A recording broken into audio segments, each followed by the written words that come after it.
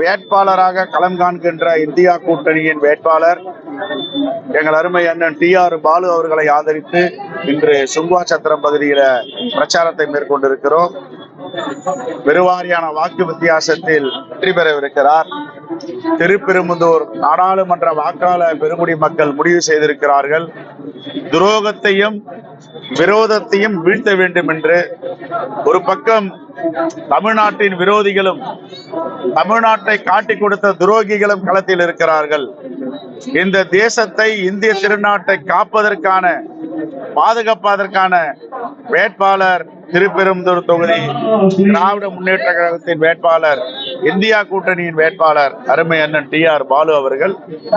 அவர் வெற்றி உறுதி செய்யப்பட்டிருக்கிறது. எல்லா இடங்களிலும் எழுச்சியோடு மக்கள் அணி அணியாக வந்து கொண்டிருக்கிறார்கள். எங்கள் ஆதரவு இந்தியா கூட்டணிக்கு என்று. ஆகவே 40 தொகுதியிலும் வெற்றி உறுதி செய்யப்பட்டிருக்கிறது. 2019ஆம் ஆண்டு எவ்வளவு கூடுதலாக வாக்கு பெற்றார்களோ அதை விட 2 மடங்கு வாக்குகள் வித்தியாசத்தில் எங்களுடைய வேட்பாளர்கள் வெற்றி பெற இருக்கிறார்கள். மோடி எதை தின்னால் பித்தம் தெளியும் என்று தெரியாமல் உளறிக் கொண்டிருக்கிறார். கச்சத்தீவை பற்றி பேசுகிறார். அவருடைய வெளியுறவுத்துறை அமைச்சர் ஜெய்சங்கரை வைத்து கச்சத்தீவுக்காக இன்று பத்திரிகையாளர் சந்திப்பை நடத்தியிருக்கிறார். இதையெல்லாம் உண்மையாக கண்டிக்கத்தக்கது. தமிழ்நாடு வரும்போதெல்லாம் 100 முறைக்கு மேல் மோடி கச்சத்தீவை பற்றி பேசியிருக்கிறாரு.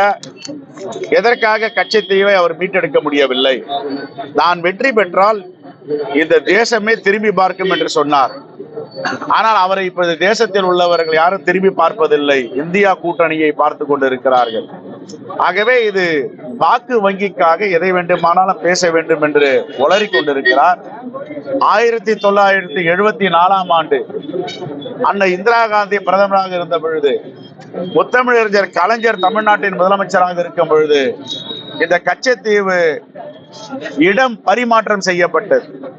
அந்த பரிமாற்றத்தில் கச்சத்தீவு 1.9 சதுர கிலோமீட்டர், பல 100 சதுர கிலோமீட்டர் இந்தியாவுடைய கடல் எல்லையை விஸ்தரிப்பு செய்திருக்கிறார் அன்னை இந்திரா காந்தி அவர்கள்.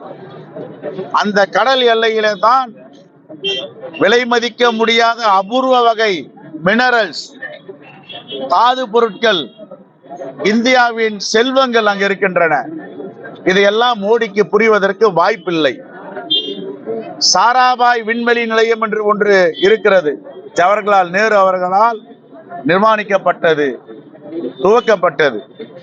விண்வெளி ஆய்வறிஞர்கள், ஆராய்ச்சியாளர்கள், விஞ்ஞானிகள் அனைவரும் சேர்ந்து இந்திய எல்லைக்கு எந்த கடற்பரப்பு தேவை என்பதை முடிவு செய்து அன்று அன்னை இந்திரா காந்தி மேற்கொண்ட முடிவு அது.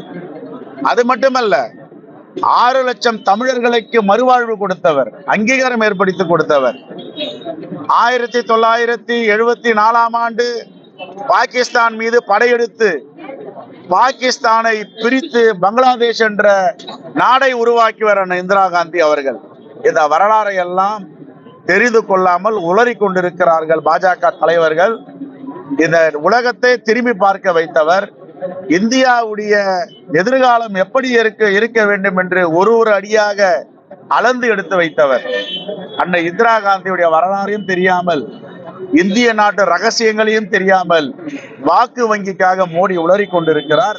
இதை வன்மையாக கண்டிக்கிறோம். மேதகு குடியரசுத் தலைவர் அவர்கள் இந்திய அரசியலமைப்பு சட்டத்தின் மீது நம்பிக்கை வைத்து பதவியேற்ற வெளியுறவுத்துறை அமைச்சர் ஜெய்சங்கர் அவர்களை டிஸ்மிஸ் செய்ய வேண்டும் அமைச்சரவையில் இருந்த. இதுதான் எங்களுடைய கோரிக்கை.